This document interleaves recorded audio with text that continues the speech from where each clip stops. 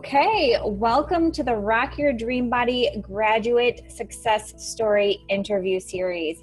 Today we are talking with Angela, and she is going to be sharing her story about going through the Immersion program and really sort of discovering a new relationship with her body and with food. So first and foremost, I just want to say welcome, Angela. Again, I just really want to honor you for taking this time today. This is one of our biggest requests that we get, is to hear from past graduates and their stories, because so many women really do connect with hearing from other women who've been through the program and gotten to the other side of a lot of this stuff. So thank you, number one, and welcome. Thank you for having me. And so let's get into it. I mean, I'd really love to start, basically to give people the background story. You went through the Immersion program in 2014, so it's been several years now since you graduated. But I would love for you to take us back to what was life and your relationship with food and your body like before you started the program?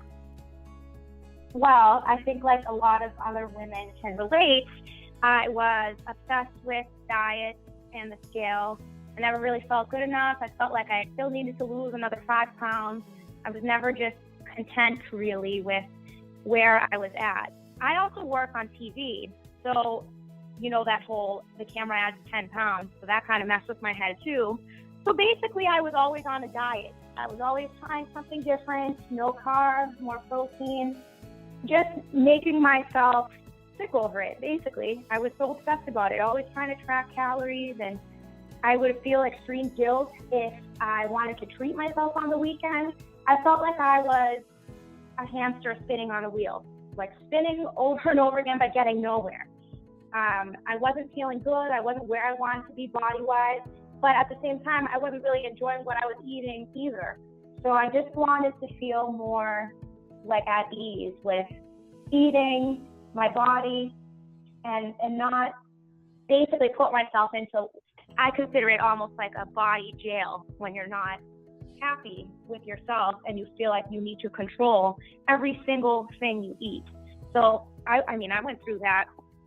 I want to say that went on for years before I met Sheila through the Immersion program and really started, connecting with other women who are in the same, who were in the same boat as me. So that's where I was at one point. So what do you think was like the turning point? Like what made you open to Immersion and doing something different than what you had been doing previous to that? Well, I had done Google searches and I found you, and I just think that what you wrote about really resonated with me. The whole set it and forget it, just kind of like eating intuitively and having the body you want, but living your life at the same time. Like, I think when I read those things that you wrote, that is what I wanted. I want to feel like I am happy with myself and my body. I have good habits.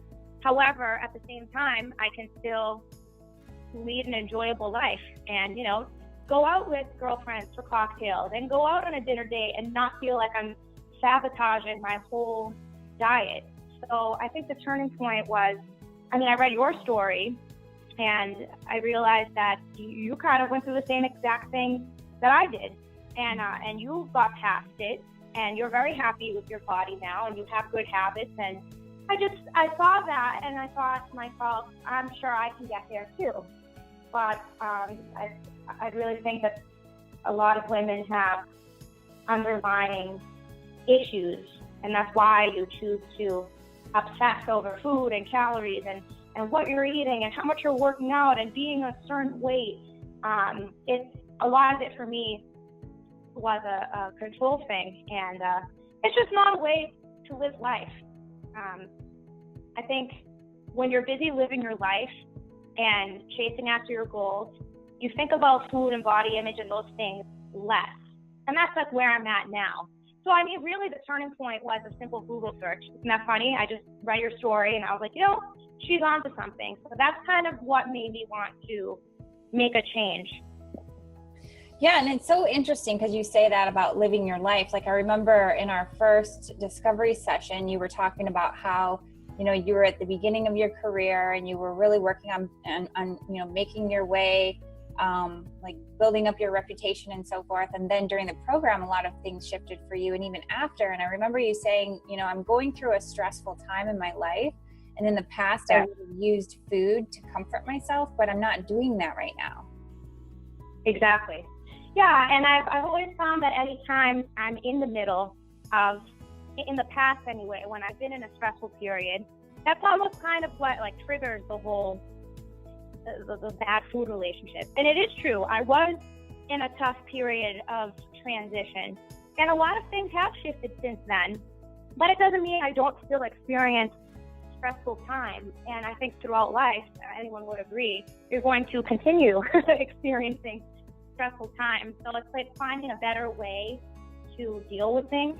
I think that I was anxious about, life decisions, taking steps in my career, and that anxiety I was feeling about other things in my life, I basically took out on food and body image. So it's never, what I've realized is, it's never really just about the food and body image. A lot of times there's underlying things going on. Maybe you're anxious about a career move, or your love life, or for me, there's always been an underlying kind of issue. So I feel like when you deal with that, you realize that it's not necessarily food and body image. Like that's a part of the equation, but there are underlying things underneath it for sure. Yeah, and like we talk about in the program, that it's like the food and body stuff is like the surface symptom, right? And when you get down deep into that stuff, that's like whether it's your career, or your relationship, and you work through that stuff and you heal it, it has that like positive ripple effect all the way up the chain. And then the food and body stuff doesn't even bother you as much. Like you said, when you're focused on living your life when you're focused on living your best life and really engaged in it, then your focus is less on your food and body. Right. And more on just chasing after your goals and doing what you want to do to just feel accomplished and productive. And then food, it's not that you don't think about it, but it doesn't occupy so much space in your mind. Before, I used to think about it so much, and it's like, why, I look back now and I'm like, wow, it really is something that a lot of women face, but until you kind of, talk about it and deal with it, I just didn't want to be someone that was living that way for years. I'd already been through it enough. So that was why I decided to do the program, because I figured, I've got nothing to lose. And that's basically what pushed me to enroll. Yeah. So tell me a little bit about what life looks like now. Like, what's your relationship with your body, your relationship with food? I love watching you, keeping up with you on Facebook, because I see all of your photos of going out with friends and being, really active in your career and with your family. So I'd love you to kind of touch on that and explain the difference between then and now.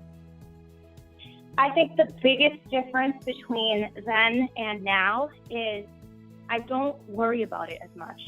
I mean, I go and buy my groceries on Sunday, and I do make an effort to eat fruits and vegetables and protein, and I do make an effort to eat healthy, and I try to work out 3 to 4 times a week. But you know what? I'm not perfect every single week. Like, sometimes I have to work late, and I only made it to the gym twice, or maybe my eating wasn't as good one day to the next. But I'm not as hard on myself as I used to be.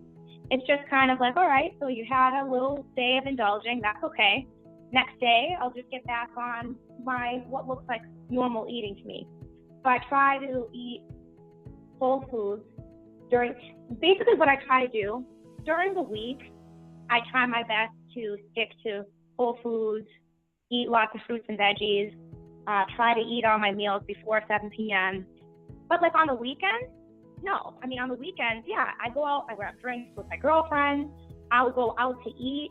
So it's not like I'm totally depriving myself 24/7. I think it's like the 80-20 rule. And I know, you've talked about that before. It's eating foods that you enjoy, but not totally depriving yourself from the things that might be considered indulgent foods. So I feel like I have the best of both. And body-wise, I mean, I'm really happy with my body, my weight, how I look. I don't even weigh myself as much as I used to because there's no point. That's kind of the way I see it with women. I mean, if you have your period, you retain more water. I've just realized that sometimes an extra 2 or 3, whatever the scale says, it isn't necessarily reflective of like how you feel in your body, especially when you're gaining muscle. Your body might look more toned, but the scale says something different. So yeah, I mean, I used to weigh myself a ton. I don't do that anymore. But I've found, ironically, like in previous years when I was focused on losing weight, I never did. And now, just from living life and making an effort to eat healthy and working out 3 to 4 times a week, a lot of times when I'm not thinking about it is when I lose weight, which is like, it's really ironic, but it's just not giving as much of my attention and focus to it and focusing more on, you know, work. And instead of sitting there and calorie counting, I try to ask myself, did I eat enough vegetables today? Like, where can I fit in some vegetables in my meal? Or, you know, it same goes with fruit. It's more of like a balanced approach to eating instead of totally depriving myself. When I visit home, my biggest thing, I love Cheesecake Factory. So that's like, it's a tradition with my family. We always go. And we get the factory nachos, and I love them. And yes, when I go to eat with my family, absolutely, I get the factory nachos every time. So it's just like that balanced approach, you know? So yes, I make an effort to eat healthy Monday through Friday, but I mean, Friday night rolls around, yeah, I want an after work drink. So it's just more of a set it and forget it kind of mindset where I know when I feel my best. I know what foods are healthy that I enjoy eating. I don't force myself to eat things I don't like anymore either. You know, like everyone is different. Some people like boiled eggs for breakfast every morning. That's not me. Like I love oatmeal. That's just my thing. I like oatmeal with some chopped up fruit, peanut butter. I find that when I eat things that I enjoy that are also considered healthy, then that's when I do my best. Yeah. Forcing myself to have something that I'm not truly enjoying just backfires in the end because I'm still going to end up eating what I want. So now I ended up eating double what I was planning. So yeah, if something doesn't taste good, I'm not eating it. That's like my mindset now. If I don't like something, get rid of it, get something else I like. Because you should enjoy it. You should. And you shared so much there. I think like the overarching message is really that when you create this positive mindset and you really focus on the whole big picture, that's where you can nourish yourself towards your goals. And for you, like I love that, you know, your approach is that like during the week, you're more like focused on whole foods and so forth, but then you give yourself the weekends to be more indulgent. But I think the big difference is that for some people, the weekends will become a binge, but for you, it's not a binge, it's a more indulgent time. And then you don't give yourself guilt about it because this is all part of the bigger picture of how you are just, you know, maintaining your 80-20 balance within all of this. So I love that because I think each person can do it differently. Maybe for someone else, it's not, you know, the weekdays and then the weekends. Maybe their approach is slightly different than that. But I guess the message is that you find what works best for you, and then you set it and forget it, like you said. Exactly, because everyone is different. If you ask people for advice on what they eat, everybody will tell you something different. You just have to figure out like what it looks like for you. And I feel like I have figured that out. And you know, I'm not perfect all the time, but is life perfect all the time? No, it's not. But I just think that a lot of it is in your head. If you just change your mindset, you need to believe that you can have a body you're proud of, you can feel good about yourself, like the way you look, with clothes, without, but still eat foods that you enjoy and eat to be healthy, because it's not all just about vanity purposes either, right? We all want to look good, but you know, eating well, I mean, you're adding years onto your life about being healthy too. So it's kind of like reminding yourself that this isn't just about, of course, we all want to feel confident and look good, but you know, when you remind yourself that you're doing this for your health so you can live a long, healthy life, I think that kind of puts it all into perspective too. But you got to enjoy yourself too, right? You have to be happy along the way. So that's kind of my approach now. Would you say that one of the biggest changes for you is going from this mindset of sort of being controlling and trying to like force your body into a mindset where you're more self-trusting of both yourself from a mindset perspective, but also your body being able to like work optimally? Definitely. I think it all starts with your mindset, for sure.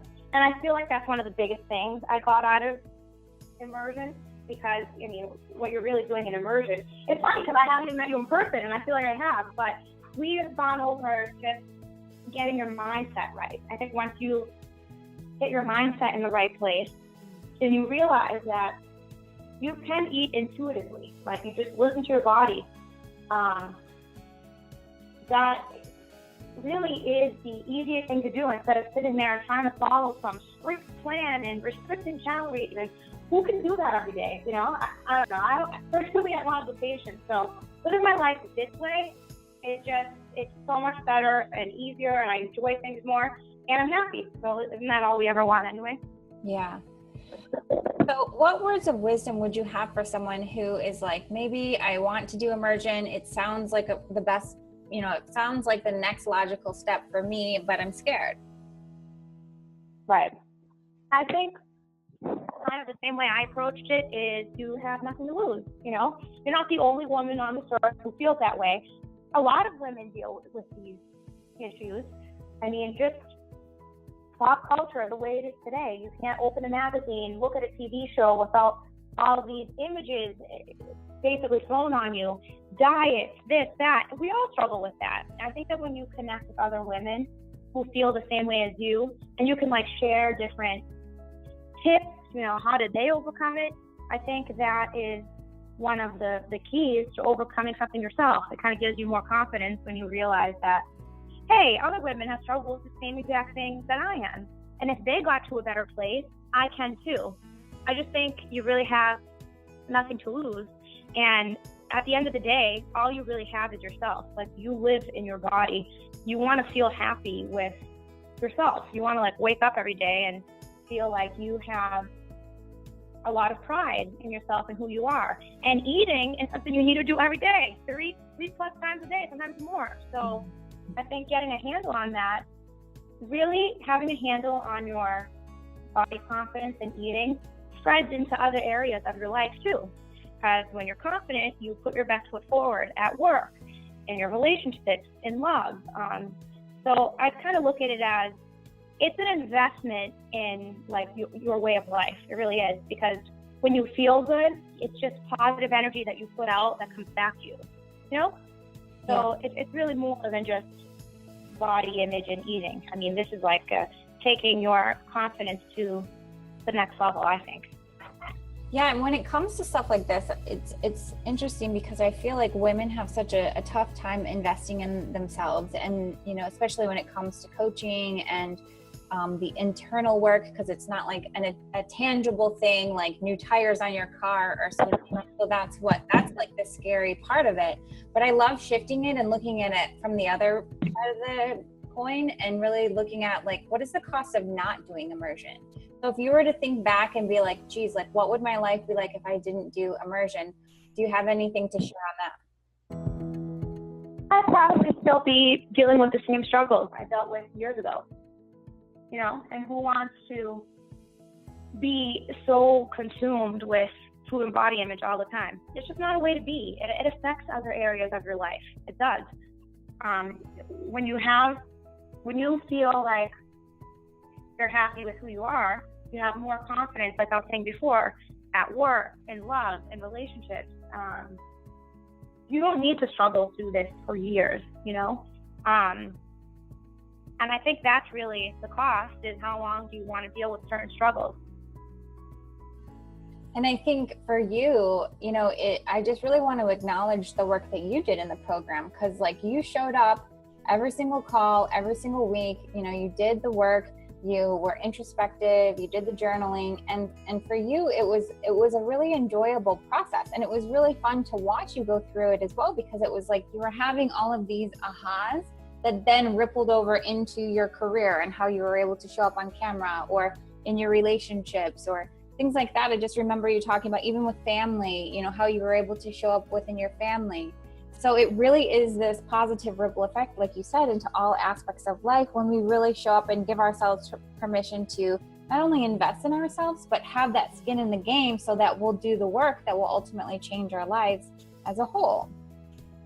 Exactly. It's worth it because confidence spreads into all areas of your life. It really does. It does. So just to wrap up, is there anything else that you feel like you would love to share for any women who are struggling with similar things that you were struggling with before you did Immersion, or the lack of self-confidence, the distrust in ourselves? Anything? Does anything come up for you?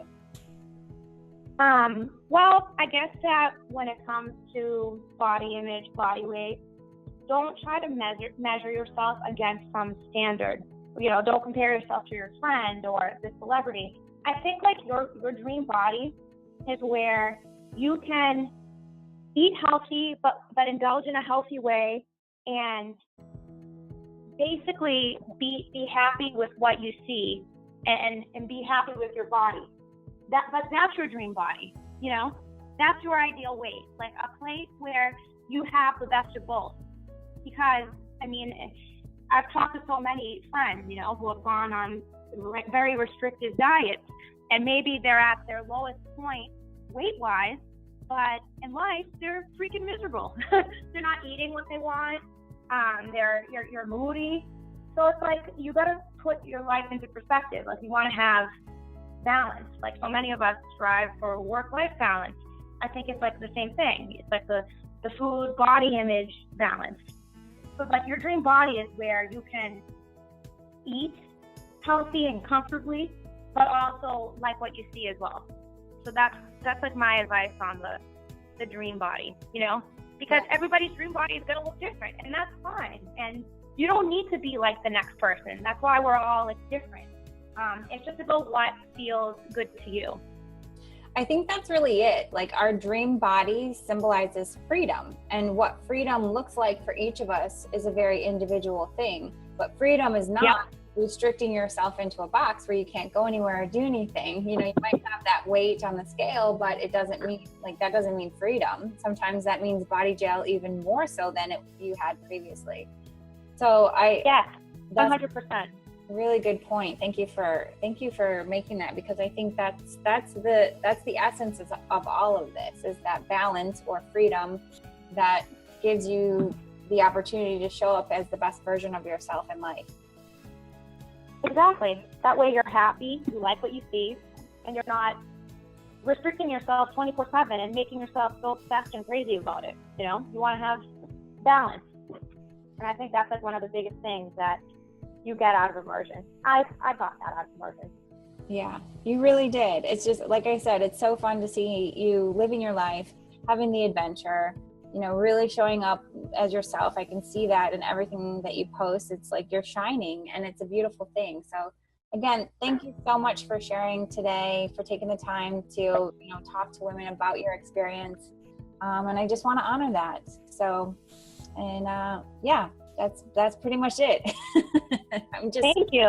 Well, thanks so much. I'm so proud of you, girl. I really am. Thank you. I appreciate it. And thanks for all the work you do too, because you make a difference in a lot of women's lives, mine, but I know you touch so many more women. So thanks to you too for stepping up and reaching out to so many of us. Yeah, this is really why I do the work that I do, to help women to experience this. And it's like, you don't really even know what it feels like until you experience it for yourself. And then you're like, oh my God, I need to talk about this with everyone that I know. Because every woman should feel this way. Exactly. We deal with enough, right? Like between work, the stress of like moving up in your career, it's just one less thing to stress yourself with, Yes, exactly. And that's why I always say, like, there's a quote, I don't know if it's a Gandhi quote or something like that, but it's like, you yourself deserve your love more than anyone else. And it's so true. Like when we love ourselves, we really do show up as that best version, and everything else, every other sort of role in our lives, whether we're a mom or a sister or, in our career, whatever, it's like that self-love is such a key component to living a life that feels meaningful and fun. Yep, absolutely. There's no doubt. Awesome. Well, thank you again, Angela. I really appreciate it. And for everyone else, we will be doing these interviews more regularly. So just keep your eye out for the next one soon. Take care.